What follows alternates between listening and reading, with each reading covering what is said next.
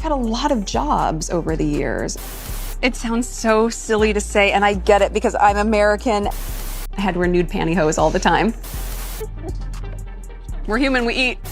When you work really hard, you value what you've earned. So we need to do a purchase order of $1 million. Well, when I got married, I changed my name. It's a complicated one for people to understand because a last name it's a dukedom.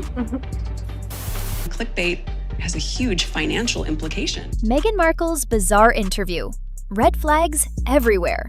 Hey everyone, and once again, Meghan Markle proves she's the gift that keeps on giving. Though definitely not in the way she thinks. The more desperately she tries to appear relatable, the more she exposes just how completely out of touch she really is. And honestly guys, it's pure comedy gold. This time, she's back in front of the cameras, sitting down with Emily Chang to tackle her so-called haters and defend her Netflix series. And of course, she times it absolutely perfectly, as Season 2 premiered the exact same day her products hit shelves. You've got to admire that level of coordination. In this video, I'm going to break down every single one of Meghan's bizarre moments from this interview. And trust me, there are plenty. Stay tuned because I'll also be breaking down all the cringe moments from Season 2 and how the numbers absolutely flopped harder than Season 1. It's honestly wild. So let's dive right into this mess. Meghan sat down with Bloomberg's Emily Chang for an interview that desperately attempts to frame her as this incredibly successful businesswoman beyond the royal spotlight, which is fascinating considering she's been completely out of the royal fold for well over 5 years now. The video opens with Meghan literally stuffing her face with a burger because apparently nothing screams "I'm relatable and authentic" like trying to connect with us mere mortals through food.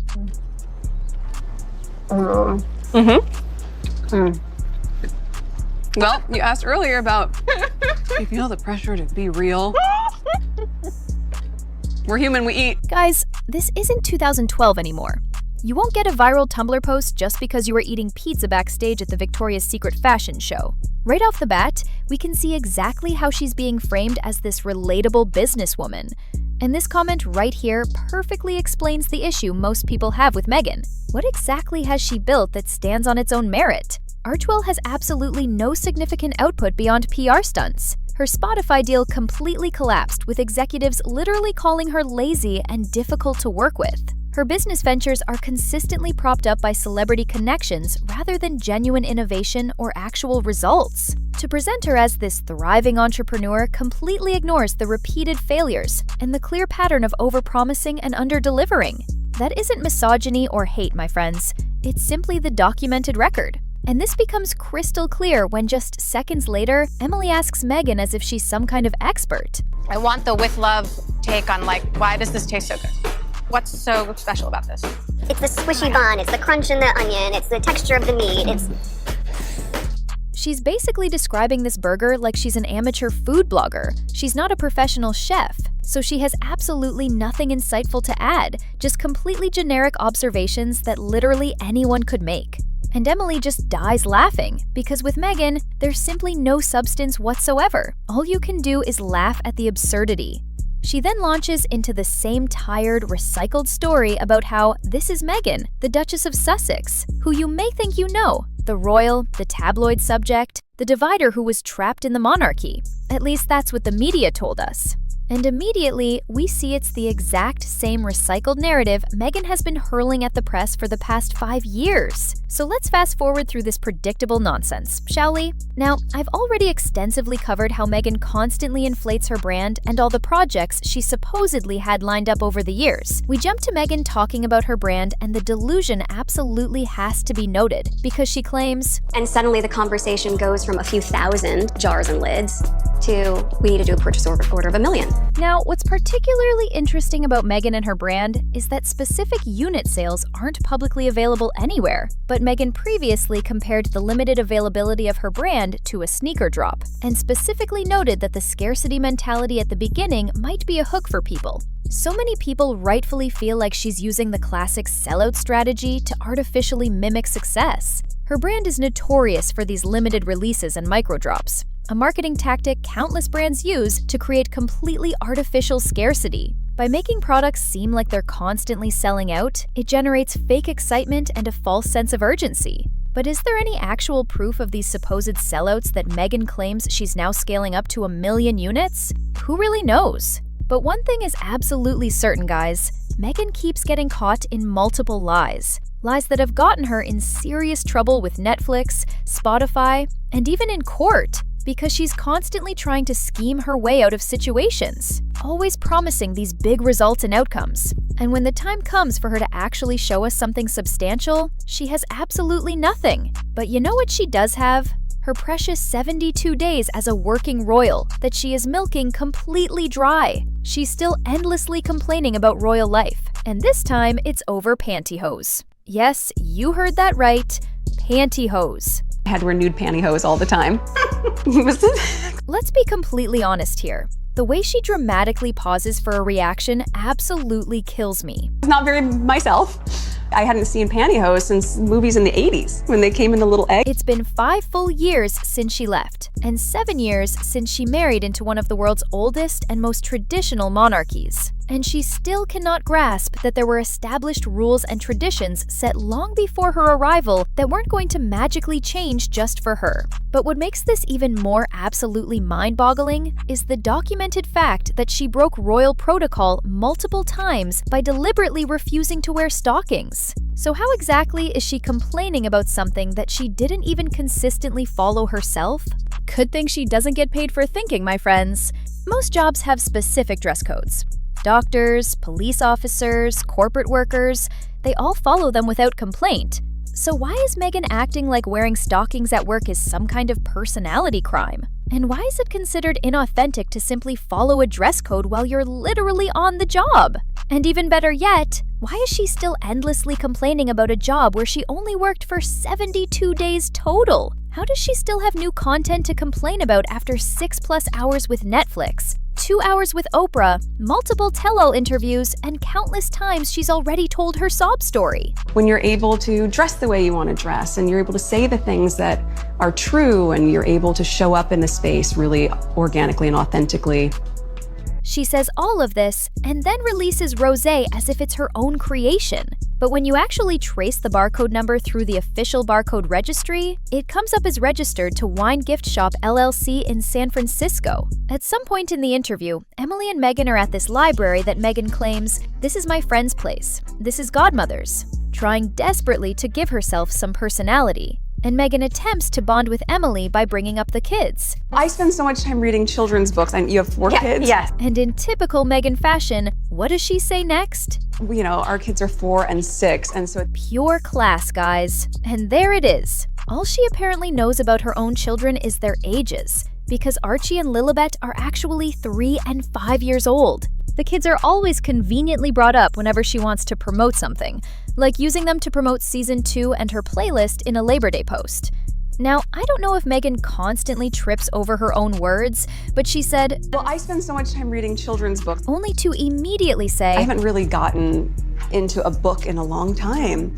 I know, it's hard. I also kids' read books, a lot parenting of books. children's. So she mentions kids' books, parenting books. I honestly don't know if she knows what she's trying to say or if she's attempting to say she hasn't read any other books aside from children's books, because Emily is clearly trying to make sense of what she's saying. But this sets up the perfect stage for Meghan to talk about. And then my late night indulgence now is just a lot of Duolingo. Do you ever do that? And watch how she dramatically pauses for Emily to react.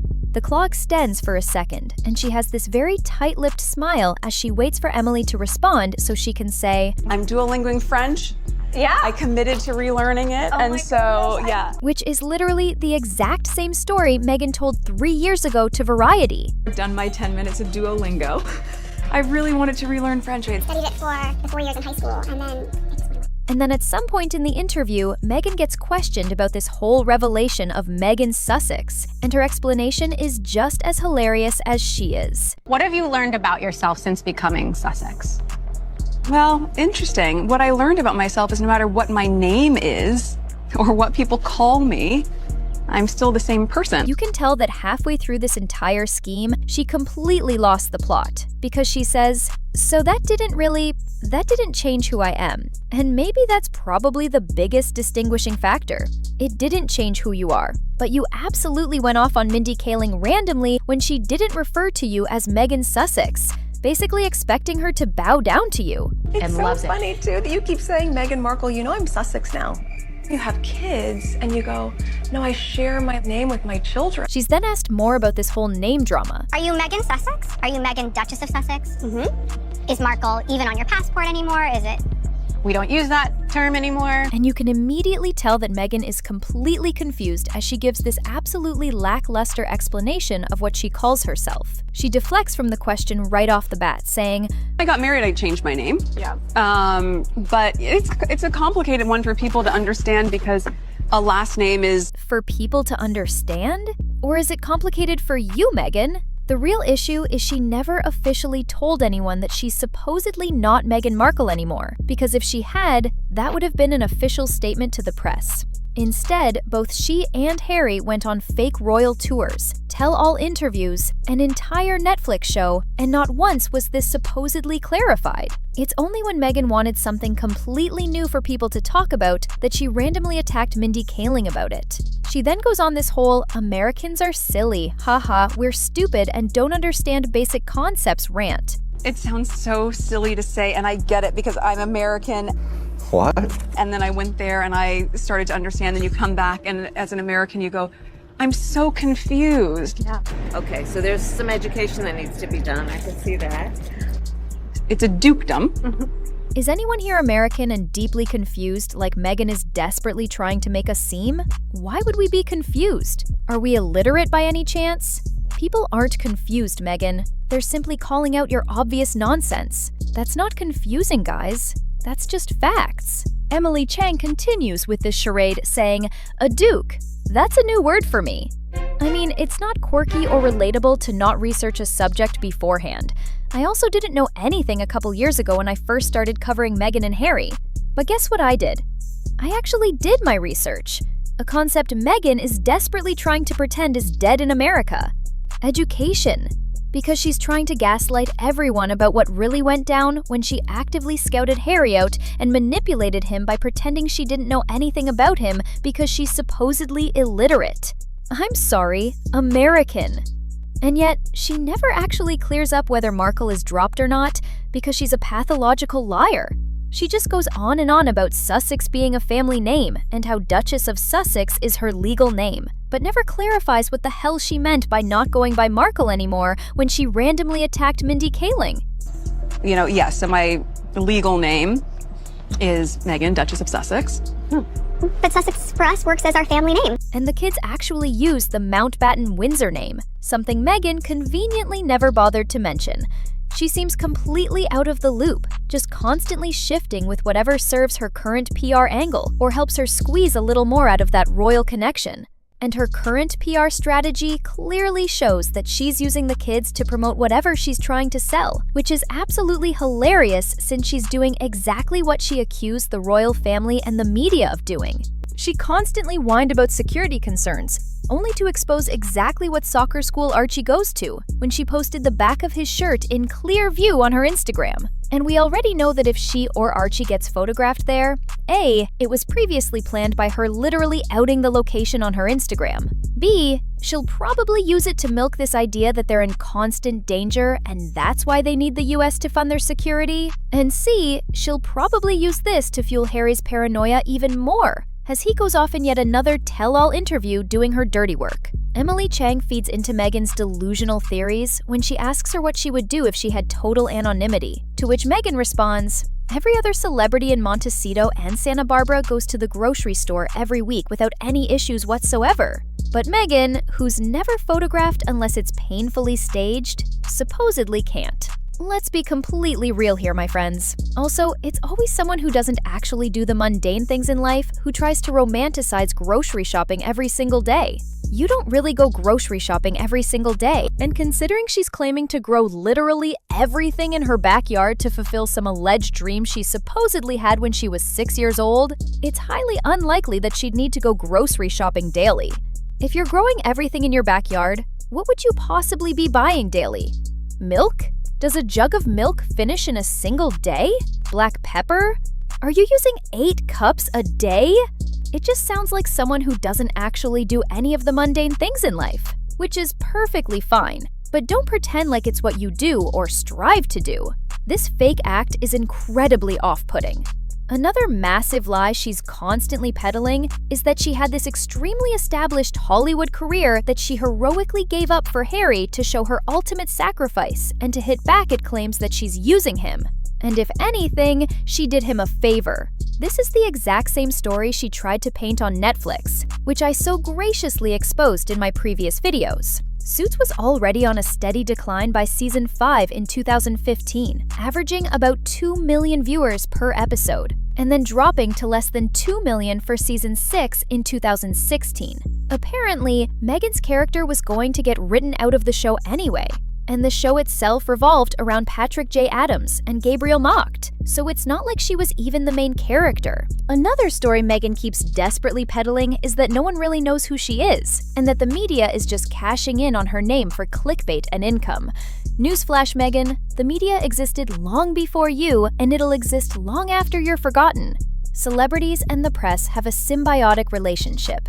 They need coverage to stay relevant, and the media needs them for stories. That's exactly how it works. Those stories aren't just magically appearing because it's fun. On Oprah, both she and Harry claimed that members of the royal family have parties for the media and hang out with them to push out narratives about her. But who's the one sending PR packages and handwritten letters to the editor-at-large at Forbes? It's not Catherine or William. It's you, Meghan. When asked if you could choose one thing for people to know the truth about you, what would that one thing be? Meghan's body language shifts instantly and dramatically. She goes from smiling and leaning in toward Emily to her smile completely dropping. She straightens her posture and subtly pulls back, a classic body language tell that her guard just went up. Her hands also change completely. Instead of relaxed, slightly open palms, she stiffens and straightens her fingers. In psychology, that's another defensive cue, a physical attempt to control her reactions and project composure while she's internally bracing herself. The delivery suggests that she doesn't even believe it herself, guys. Her body language, the freeze, the ceiling stare, the forced smile, all scream fake, defensive, and incredibly uncomfortable. No one's ever asked me that. What a great question.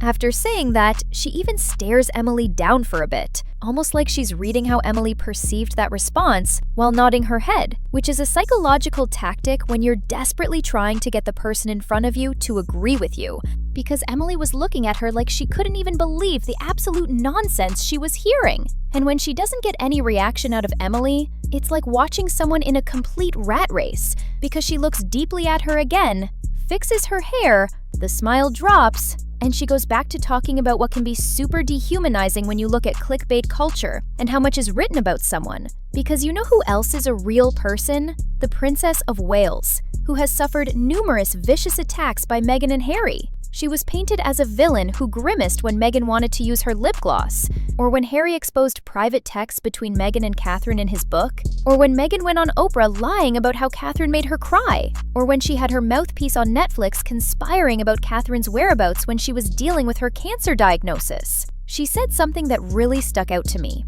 And yet, these alleged best friends weren't at the wedding. They weren't at her baby shower, and they weren't invited to her Netflix show either. Only celebrities she barely knows or doesn't know at all were there. She didn't even invite her own niece to the wedding, and then lied on Netflix about how it was the royal family who told her not to invite her. My absolute favorite category is interviewers looking at Meghan like they don't believe a single word she says. The fact that it's been nearly 6 years since she left the royal family, and she's still desperately trying to teach the general public about who the real Meghan is, and we still don't see any proof of any of the alleged groundbreaking ideas she had to modernize the royal family, is incredibly telling about who she actually is. Nowadays, she spends her days ironing stickers onto hoodies and making jam and pasta, which might be the biggest tell that someone has absolutely nothing else to do, because that's literally a hobby Brooklyn Beckham has been taking up too. No wonder Victoria and David Beckham are absolutely livid. Do you guys want a video on the Beckham drama? I feel like there are so many similarities between Nicola and Brooklyn and Meghan and Harry. Well, that's all for this video, my friends. Be sure to let me know what you guys think in the comments down below. Do you want a part 2 of more bizarre moments from this interview? Let me know in the comments. Stay tuned for my next video breaking down all the embarrassing moments from Season 2. Be sure to like and subscribe for new videos each week. Put those post notifications on so you don't miss anything. And as always, peace out, Seshers!